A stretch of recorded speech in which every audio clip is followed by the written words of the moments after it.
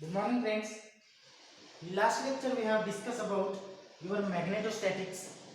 What is mean by magnetostatics? Magnetostatics हमने discuss करते समय कहा था, अगर स्टेशनरी चार्ज है वो क्या प्रोड्यूस करता है, आपका electric field. Stationary charge produce electric field. अगर वो स्टेशनरी चार्ज कुछ तो भी वेलोसिटी के साथ मूव हो रहा है तो क्या प्रोड्यूस करेगा, आपको मैग्नेटिक फील्ड। क्या प्रोड्यूस करेगा, मैग्नेटोस्टैटिक फील्ड, और उसे बोलेंगे हम मैग्नेटिक फील्ड। तो हमने डिस्कस किया था steady current produce magnetostatic field. उसके बाद हम बोल रहे थे आपको कि कैसे जो स्पेस अराउंड आपके कंडक्टर में अगर मैग्नेटिक फ्लक्स एरिया हम कैसे डिफाइन करेंगे, ये सारी बातें हमने पिछले लेक्चर में डिस्कस की है। तो आपका आज का पॉइंट है फैराडेज लॉ। फैराडेज लॉ क्या कहता है मुझे, तो फैराडेज लॉ कैसा है, whenever the magnetic flux through a close circuit changes.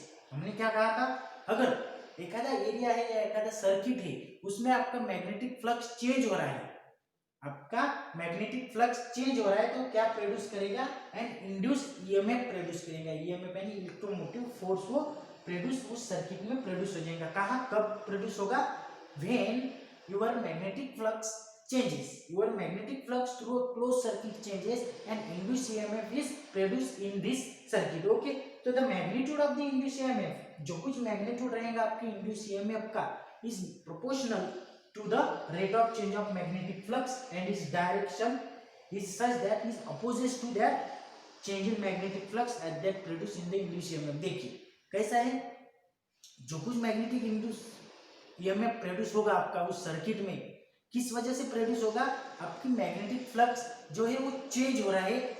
जब कभी चेंज होगा तो आपके सर्किट में इंड्यूस ईएमएफ क्रिएट हो जाएगा, और आपका क्या बोल रहे हैं, वो इंड्यूस ईएमएफ जो रहेगा is directly proportional to the change of magnetic flux, and वो जो इंड्यूस ईएमएफ रहेगा, induce EMF is directly proportional to the magnitude of the induced EMF is directly proportional to the rate of change of magnetic flux d phi by dt। rate of change of magnetic flux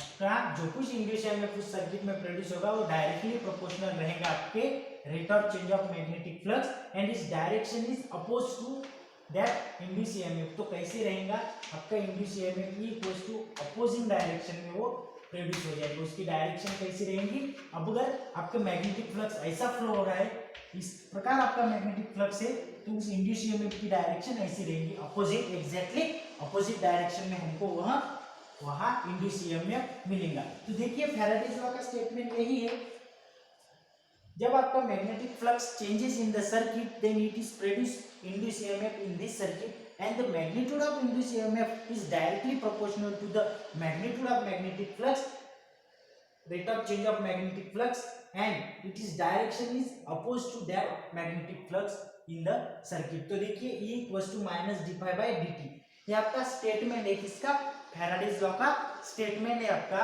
अब कभी जब कभी आपका magnetic flux उस circuit में change होगा तो वहां पे इंड्यूस EMF जनरेट होगा, और वो induce EMF is directly proportional to the rate of change of magnetic flux, और उसकी डायरेक्शन एग्जैक्टली अपोज होगी आपके मैग्नेटिक फ्लक्स के। तो देखिए आगे हम पढ़ेंगे, if d phi is the, देखिए if d phi is change in magnetic flux, क्या है आपका, change in magnetic flux,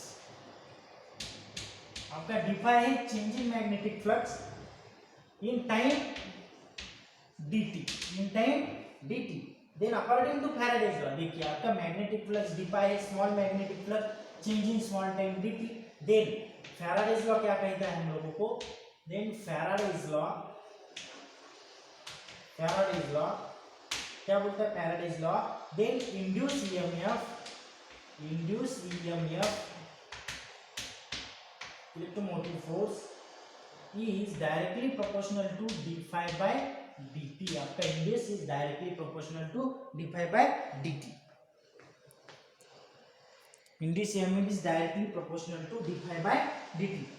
okay, अगर यहाँ पे हम लिखेंगे E equal to k d phi by dt, के क्या है आपका प्रोपोर्शनलिटी कांस्टेंट, क्या है proportionality constant, proportionality constant, proportionality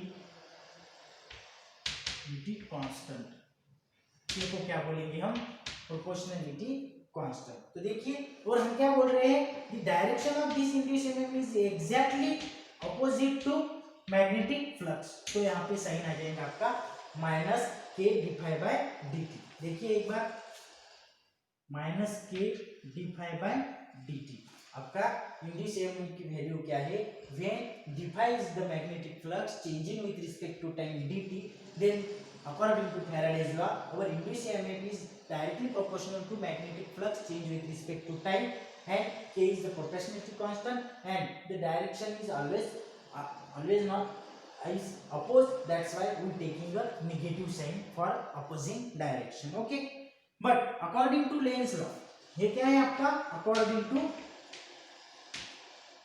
Lenz law, according to Lenz law induced EMF opposite causes producing according to क्या है ये लेंस लॉ आपका ए दे रहा है। तो वेयर के इज प्रोपोर्शनलिटी एंड कांस्टेंट के इज इक्वल्स टू 1, ऐसा यूनिट इज के इक्वल्स टू 1, ऐसा यूनिट क्या है 1 है। तो देखिए ये इक्वल्स टू क्या हो गया आपका simple minus d phi by D t equals to minus d phi by D t and with the n number of turns of the coil, n number of turns आपका जो conductor रहेगा suppose torrid है क्या है जो उसमें n number of turns है आपके, n number of turns of coil, then your induced EMF in this coil is n d phi by dt, क्या रहेगा आपका when n is the number of turns in the coil, that's why your induced EMF in this coil n number of coils is minus n d phi by dt।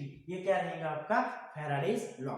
तो देखिए समझ में आपको Faraday's law क्या है, अगर कुछ तो भी एरिया है या कुछ तो भी सर्किट है उसमें आपका मैग्नेटिक फ्लक्स चेंज हो रहा है with respect to time, whenever your magnetic flux in the circuit is changes it is produce an induced EMF in this circuit, that's why your induced EMF electromotive force induced EMF is directly proportional to the rate of change of magnetic flux and its direction is always or its direction is opposing to direction to this magnetic flux। और वहां पर से हमने निकाला E equals to d phi by dt and k is putting their proportionality constant and SI unit of k is equals to 1, that's why d phi by dt, and according to your Lenz law the direction of the induced EMF is negative, that's why opposing to this magnetic flux and is minus d phi by dt whenever we consider n number of turns coils produced। Okay, that's why in this n number of coils therefore the induced EMF for that is minus n d phi by dt। आपका ये हो गया आपका Faraday's law. Okay, अब Faraday's law का हम पढ़ेंगे integral form. Integral form क्या है आपके Faraday's law, integral form of Faraday's law, integral form आपके फैराडेज लॉ का इंटीग्रल फॉर्म। तो देखिए कैसे पढ़ेंगे आपके फैराडेज कैसा let S be the surface bounded by close circuit C. अगर देखा था सर्किट है आपका, ओके, इस सर्किट में आपके एक सरफेस है यस यहाँ पे बाउंडेड क्या है and the magnetic flux link with this circuit changes continuously. और कुछ तो भी हम मैग्नेटिक फ्लक्स कंसीडर कर रहे हैं, ये मैग्नेटिक फ्लक्स जो है आपका ये मैग्नेटिक फ्लक्स कंटिन्यूअसली उस सर्किट में चेंज हो रहा है at a particular instant let B be the magnetic flux density around the circuit. और इस सर्किट के अराउंड में क्या है आपका एक मैग्नेटिक फ्लक्स डेंसिटी दिया है बी। हम सपोज कर रहे हैं इमेजिनेशन डायग्राम बना रहे हैं कि एक सर्किट है उसमें सरफेस यस है और उस सरफेस यस में मैग्नेटिक फ्लक्स फ्लो हो रहा है और मैग्नेटिक फ्लक्स डेंसिटी उस सर्किट के अराउंड में है कुछ तो भी, तो हमने बी वहां पे कंसीडर किया है। तो आगे देखिए then magnetic flux through area element ds. अगर मैग्नेटिक फ्लक्स हम कंसीडर करेंगे magnetic flux through area ds, अगर ये सरफेस है तो यहाँ पे कुछ तो भी एरिया डीएस रहेगा आपके, एक स्मॉल एरिया कंसीडर करें तो वहां पे कितना मैग्नेटिक फ्लक्स फ्लो होगा। तो डी फाई इक्वल टू हमको पता है d bar dot ds bar कितना रहेगा d bar dot ds bar. Then magnetic flux link with entire circuit, अगर हमने कंसीडर किया कि पूरे सर्किट में कितना मैग्नेटिक फ्लक्स रहेगा तो हम इंटीग्रल बना लेंगे इसका अकॉर्डिंग फाई इक्वल टू कौन सा इंटीग्रल बनाएंगे हम, सरफेस इंटीग्रल, क्योंकि सरफेस कंसीडर कर रहे हैं b bar dot ds bar. Okay, तो देखिए पहले हमने कंसीडर किया एक सर्किट है, उसमें एक सरफेस पुट कर दिया है और सर्किट में कुछ तो भी मैग्नेटिक फ्लक्स फ्लो रहा है और मैग्नेटिक फ्लक्स डेंसिटी आपकी b बार है।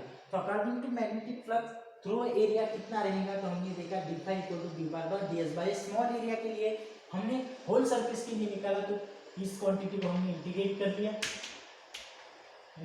लिया उस क्वांटिटी को, और उसके बाद हमें टोटल फ्लक्स इस एंटायर सरफेस में कितना फ्लो रहा है वो मिल गया है। तो as the magnetic flux is changing and electric field is induce in the circuit. Magnetic flux क्या करता है आपका, इलेक्ट्रिक फील्ड चेंज करता है उस सर्किट में। मैग्नेटिक फ्लक्स क्या करता है, इलेक्ट्रिक फील्ड चेंज करता है। तो यहाँ पे इसे डिफरेंशिएट कर लीजिए, differentiate with respect to time t. Time t से हम डिफरेंशिएट कर रहे हैं तो क्या आ जाएगा, d phi by d t equal to partial derivative दो टी इंटू डी एस, पर। ओके, तो partial with respect to d phi by d t equal to integration दो बी बार बाय दो t into D S bar. तो देखिए the magnetic field B bar may be function of both space and time. देखिए जो आपका magnetic flux ये partial derivative किया लिया है, तो उसका देखिए जो मैग्नेटिक फ्लक्स है आपका, मैग्नेटिक फील्ड फ्लक्स वो क्या है आपका, function for both time and space. Time and space का फंक्शन दोनों के लिए है, और have a space rate of variation, so partial differential with respect has been used. Time and may also have a space rate of variation, both space and time and also have a space variation है, इसलिए इस b बार को हमने क्या partially differentiate किया है। कैसे differentiate किया है, पार्शियली डिफरेंशिएशन यहाँ पे हम यूज कर रहे हैं। देखिए सिंपल है, magnetic flux through entire area हमने निकाला। देखिए फाई इक्वल्स टू इंटीग्रेशन और सरफेस इंटीग्रल, क्योंकि सरफेस है b बार ds बार, और उसे हमने with respect to time differentiate कर लिया। और b बार को हम पार्शियल क्यों ले रहे हैं, क्योंकि ये दोनों फंक्शन है टाइम एंड स्पेस का। ओके, तो आगे देखिए the EMF induced in the circuit to changing magnetic flux. So induce EMF in circuit for changing circuit due to changing magnetic flux, due to changing magnetic flux। Changing magnetic flux क्या है आपका, E equals to minus d phi by d t according to your Faraday's law. और ये हम put करेंगे यहाँ पर, क्या लिखेंगे, माइनस यस दो डी बार बाय दो t into D s. Okay, simply हमने क्या किया, d phi by d t की वैल्यू यहाँ पे पुट कर दी। इतनी वैल्यू किसकी आपकी, d phi by d t की वैल्यू हमने इसमें पुट कर दिया। ओके, तो इसके बाद induce EMF is defined as, इसी इक्वेशन फर्स्ट नाम दीजिए। Okay, induce EMF defined as the work done by moving unit positive charge completely around the circuit. Induce EMF क्या होता है, the work done by moving unit positive charge completely around the circuit. आपका अगर charge ही कुछ तो भी, ये charge आपका वर्क डन टोटल कितना मूविंग हो रहा है वही आपका वर्क डन रहेगा, वही टोटल आपका इंड्यूस ईएमएफ रहेगा। So if E bar is the electric field set up in the circuit, इस सर्किट में हमने E bar पुट कर दिया, आपका इलेक्ट्रिक फील्ड कंसीडर कर रहे हैं, and the induced EMF in a closed circuit is equal to the line integral of an electric field। तो induced EMF आपका कितना हो जाएगा, equal to the line integral of this electric field. Line integral आपके line integral के हिसाब में, उस इलेक्ट्रिक फील्ड के लाइन इंटीग्रल के हिसाब में आपका total electromotive induced EMF produce होगा। तो ये equals to line integral E bar dot dl bar. देखिए कंसेप्ट कैसा है, कंसेप्ट ध्यान में लीजिए।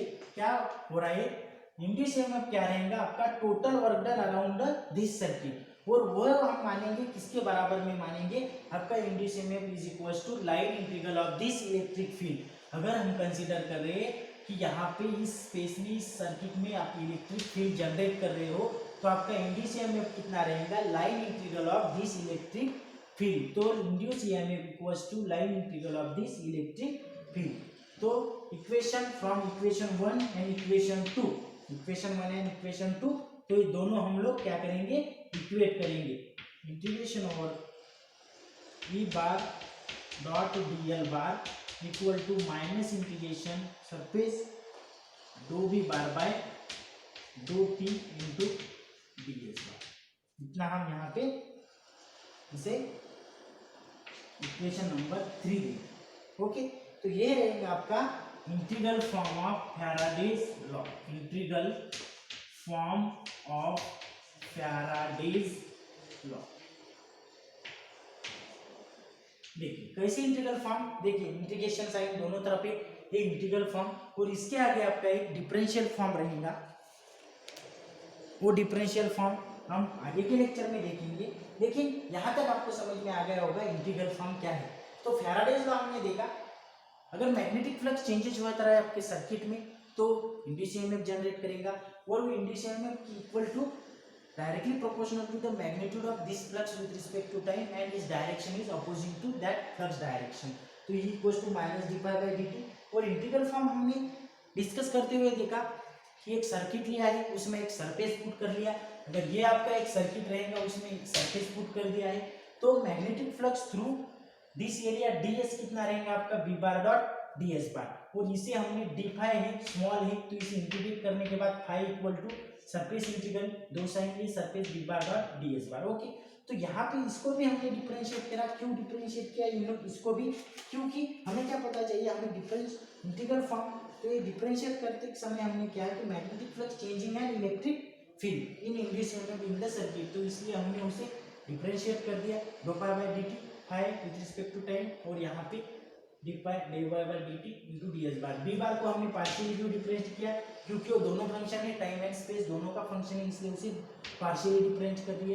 तो EMF circuit due to the changing magnetic flux produce होगा, तो यहाँ पे देखिए वो अकॉर्डिंग टू फैराडेज लॉ हमने रख लिया equals to minus d pi by D t, और ये value simply d pi by D t की वैल्यू इस इंड्यूस्ड ईएमएफ में पुट कर दिए, और हम बोल रहे हैं कि अगर ये सर्किट के अराउंड हमने इलेक्ट्रिक फील्ड जनरेट किया है, उस सर्किट के अराउंड इलेक्ट्रिक फील्ड जनरेट करने के बाद क्या मिलेगा आपका इंड्यूस्ड ईएमएफ जो रहेगा वो equal to line integral of this electric field E bar bar dl bar, और वो हमने दोनों इक्वेशन 1 और 2 इक्वेट किया, और ये रहेगा आपका integral form of the Faraday's law.